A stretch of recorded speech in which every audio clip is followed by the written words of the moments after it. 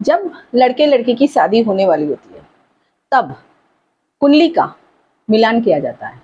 मिलान करने के बाद ज्योतिषी बताते हैं 36 में से इतने गुण इस लड़के या फिर लड़की के मिले। इस गुण को अष्टकूट गुण कहते हैं, अष्टकूट मिलान कहते हैं। अष्टकूट के 8 विभाग होते हैं और 8 विभाग के 36 गुण होते हैं। पिछले में वीडियो में 36 गुण कैसे बनते हैं वो मैंने आपको बताया। इस वीडियो में एक एक करके कैसे गुण बनते हैं, कैसे अंक बनते हैं वो बताऊंगी। नमस्ते दोस्तों, मेरा नाम है पुष्पा दाफड़ा। मेरी यूट्यूब चैनल का नाम है शास्त्रों में उपाय। शास्त्रों में दिए गए गुणा गणित के आधार से मैं आपको आपकी कुंडली में बनने वाले योग, दोष, कुंडली के शुभ योग, अशुभ योग, साथ साथ में दशा महादशा क्या हमारे जीवन पर असर करती है वो भी बताती हूँ। लेकिन साथ साथ में कुंडली में क्या क्या होता है, जैसे अभी जो बता रही हूँ, जो हमारा शादीशुदा जीवन कैसे बीतने वाला होगा, हम किससे शादी करें तो हमारा जीवन अच्छा होगा, किससे शादी न करें तो अच्छा रहेगा, तो ये कैसे योग बनते हैं, क्यों शादी जो है ज्योतिषी की बताते हैं, ज्योतिष शास्त्र में बताया है, इस हिसाब से गुण के आधार से करनी चाहिए, वो भी मैं आपको बताती हूँ। पूरी वीडियो देखने के बाद, सुनने के बाद अच्छी लगे तो लाइक करना, शेयर करना और सब्सक्राइब करना। चलिए देखते हैं अष्टकूट मिलन कैसे होता है, अष्टकूट के कैसे गुण बनते हैं। वैसे तो शादी 18 गुण से ऊपर अगर हो तो हो जाए तो कुछ प्रॉब्लम नहीं होता, लेकिन कब प्रॉब्लम आएगा वो भी बताती हूँ। लेकिन इस वीडियो में सिर्फ हम वर्ण के बारे में जाने। वर्ण पहला जो है वो वर्ण है। अष्टकूट 8 अलग अलग विभागों से बना हुआ है। पहला है वर्ण, वैश्य, तारा, योनि, ग्रह मैत्री, गण, बकुट और नाड़ी। जैसे नंबर है इसी हिसाब से उसके अंक है, सबको प्लस किया जाता है। जैसे वर्ण का 1, वैश्य का 2, तारा का 3, योनि का 4, ग्रह मैत्री का 5, गण का 6, बकुट का 7 और नाड़ी का 8। इन सबको जब आप प्लस करोगे तब 36 गुण बनते हैं। और यही 36 गुण में से कितने गुण वर वधु के बनते हैं वो गिना जाता है। अब पहला है वर्ण। वर्ण क्या होता है, जैसे जैसे ही हम वर्ण बोलेंगे तो हम ये जाएंगे कि जातिवाद, ब्राह्मण, वैश्य, ब्राह्मण, क्षत्रिय, वैश्य और शूद्र, हम जातिवाद में देखने लगेंगे।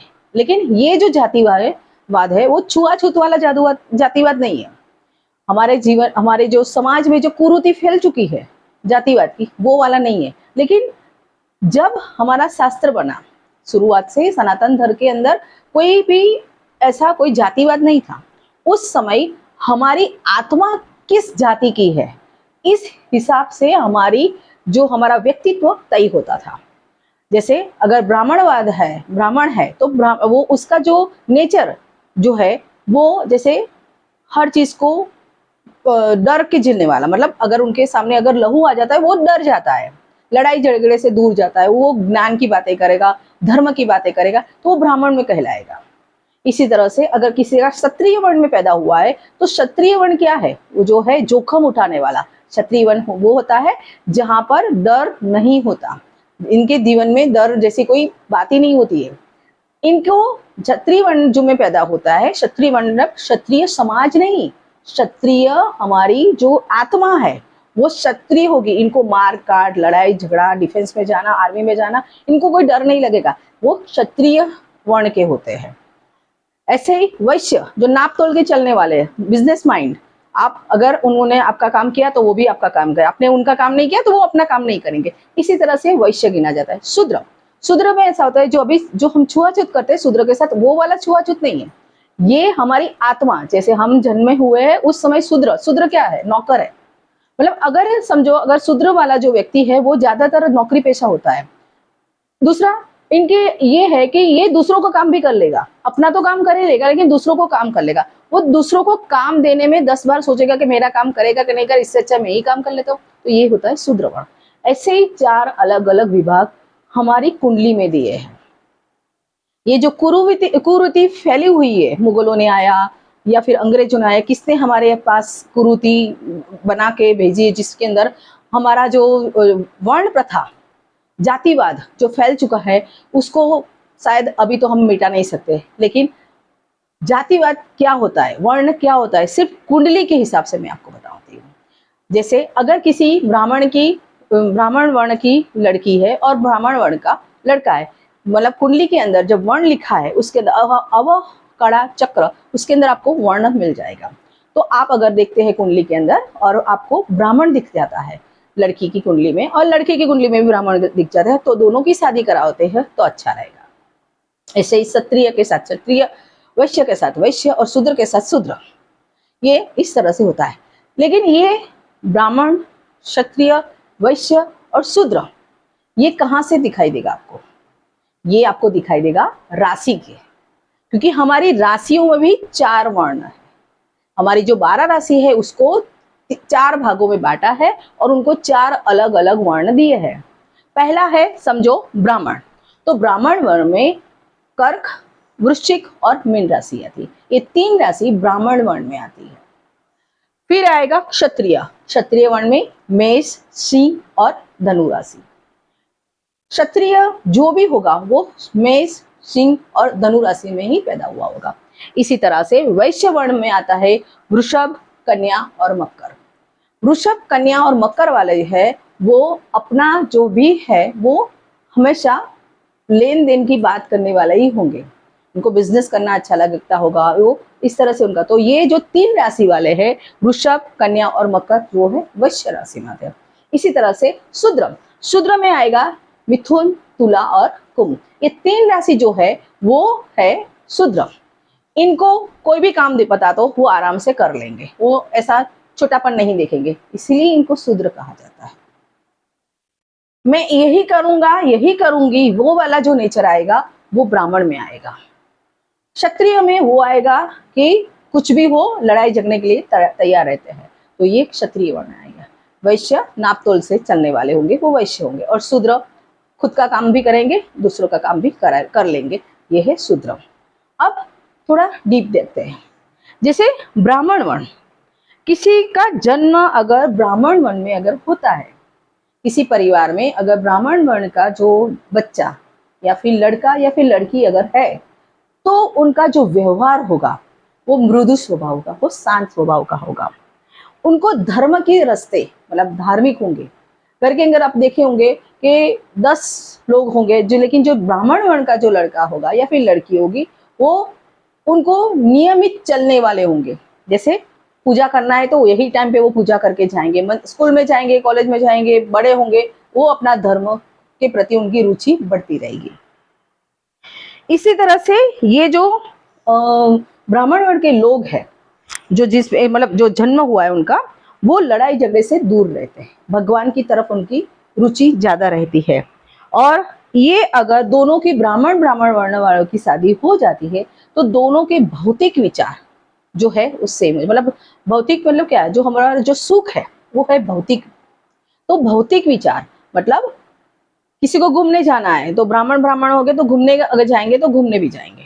गरम खाना है, दोनों को सेम विचार है, गरम खाएंगे। ठंडा खाना है, दोनों के सेम विचार है, ठंडा खाएंगे। मतलब दोनों के सेम विचार होंगे। तो ये ब्राह्मण वर्ण के जो है उनके मतलब जो भी ब्राह्मण वर्ण उनके अंदर ये जो है क्वालिटी रहेगी। अब है जो क्षत्रिय वर्ण, ब्राह्मण के साथ ब्राह्मण की अगर शादी हो जाती है तो उनको 1 अंक मिलते हैं। हम अभी गिन रहे अष्टकूट मिलान के अंक। तो ब्राह्मण के साथ ब्राह्मण की शादी अगर हो जाती है तो उनको मिलता है 1 अंक। अब है वैश्य के साथ क्षत्रिय के साथ अगर क्षत्रिय की शादी अगर हो जाती है तो भी उनको 1 अंक मिलते हैं। मतलब जिस वर्ण का लड़का जिस वर्ण की शादी लड़की है, दोनों की अगर सेम वर्ण आता है तो उन सबको 1-1 पॉइंट मिलते हैं।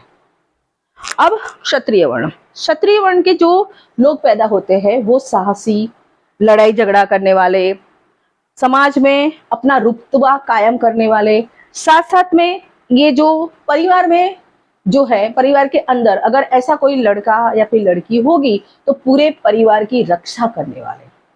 समझो अगर किसी के पड़ोस में झगड़ा हो रहा है तो जो क्षत्रिय वर्ण का लड़का या फिर लड़की होगी वो पहले जाएगा, वो अपने परिवार की जो रक्षा करने के लिए पहले जाएगा। तो ये क्षत्रिय वर्ण की खूबी रहती है। ये वर्ण के लोग, जिस क्षत्रिय वर्ण की लड़की है, क्षत्रिय वर्ण का लड़का है, तो दोनों एक दूसरे से झगड़ा नहीं करेंगे, दोनों की एक दूसरे से रक्षा करेंगे। दोनों में अगर कोई कलेश होता है तो वो एक दूसरे अपने तक ही रखेंगे। कोई उनके बीच में अगर आएगा तो ये दोनों जो है उनसे लड़ लेंगे, लेकिन दोनों एक दूसरे की रक्षा करेंगे। तो क्षत्रिय वर्ण का एक है। इनकी अगर शादी हो जाती है तो इनका जो है जीवन बहुत अच्छा होता है। कैसे? जैसे लड़के को भी जिम, योगा, अपनी बॉडी को फिट रखने का शौक होता है, ऐसे ही लड़की को भी इनकी बॉडी को फिट रखने का शौक होता है। तो ऐसे ही इनके जो जीवन में क्षत्रिय वाले जो है वो क्षत्रिय वाले के साथ अगर शादी कर लेते हैं तो उनको भी 1 पॉइंट मिलता है। अब आया वैश्य। वैश्य जैसा नाम, वैश्य मतलब बनिया बुद्धि।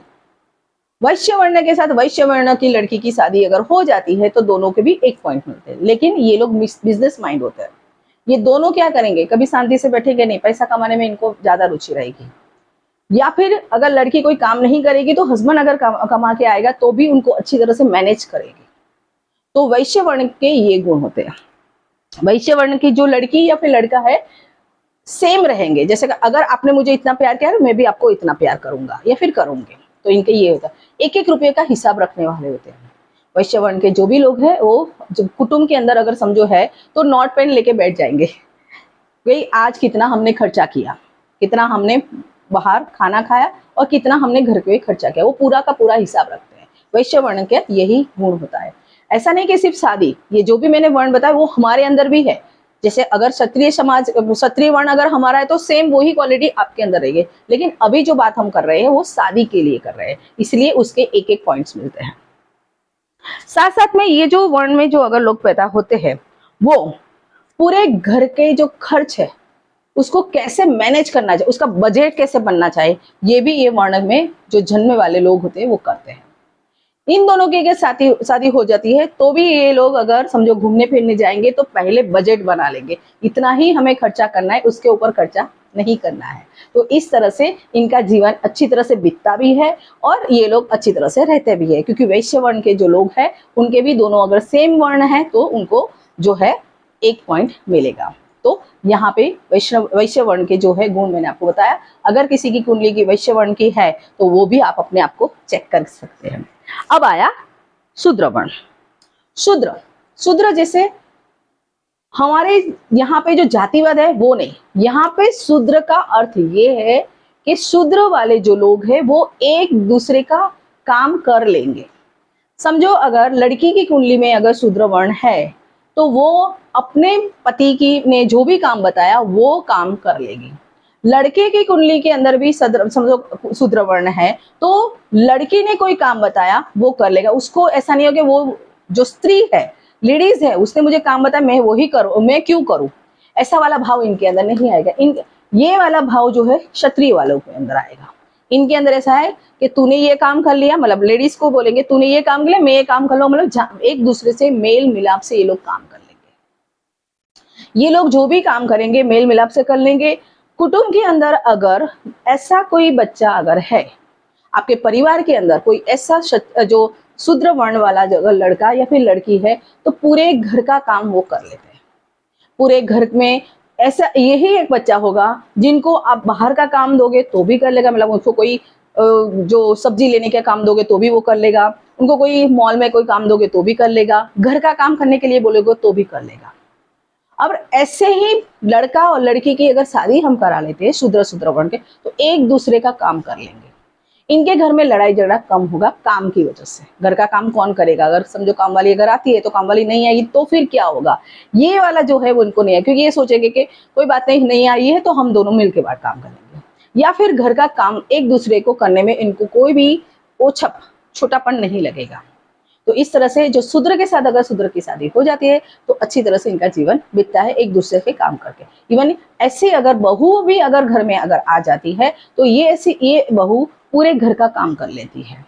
ऐसा अगर जमाई भी अगर मिल जाता है तो जो आपने देखा होगा कि जमाई जो है वो पूरे जो ससुराल पक्ष में भी बहुत सारा काम कर लेता है।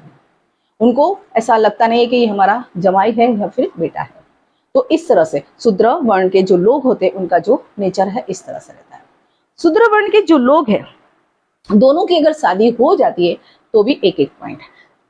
शास्त्रों में बताया है कि सेम वर्ण की जो लड़की से या फिर लड़के से शादी हो जाती है तो 1 पॉइंट्स मिलते हैं। लेकिन इसमें थोड़ा सा अलग भी है, जैसे कि ब्राह्मण के साथ क्षत्रिय और वैश्य की शादी हो जाती तो भी आधा आधा पॉइंट मिलता है। ब्राह्मण के साथ शूद्र की शादी नहीं की जा सकती क्योंकि उसमें 0 पॉइंट मिलेंगे। ऐसे बहुत डीप है, डीप ज्ञान अगर देने के लिए जाएंगे तो बहुत बड़ी वीडियो हो जाएगी, क्योंकि शास्त्रों में इतना डीप समझाया हुआ है, क्योंकि क्यों नहीं हो सकती ऐसा भी बताया है। फिर भी थोड़ा सा ऊपर ऊपर से आपको बता देती हूँ। जैसे ब्राह्मण के साथ वो जो है टाइम का पंक्चुअल होगा, लेकिन शूद्र वर्ण वाले टाइम के पंक्चुअल नहीं रहेंगे। उनको जो काम देंगे वही करेंगे, ब्राह्मण वाले अपने आप दिमाग लगा के काम करें, इसलिए उन दोनों की शादी नहीं करानी चाहिए। क्षत्रिय वर्ण और ब्राह्मण वर्ण में आधा आधा मिलेगा। वैसे ब्राह्मण जो है वो शांत है, क्षत्रिय है लड़ाई झगड़े वाला है, तो इनको शादी न कराओ तो अच्छा रहेगा। वैश्य के साथ अगर शूद्र, क्षत्रिय और ब्राह्मण, इनमें से वैश्य के साथ जो क्षत्रिय है वो नहीं चलेगा, लेकिन ब्राह्मण और अगर शूद्र के साथ शादी कर लेते तो कोई प्रॉब्लम नहीं है।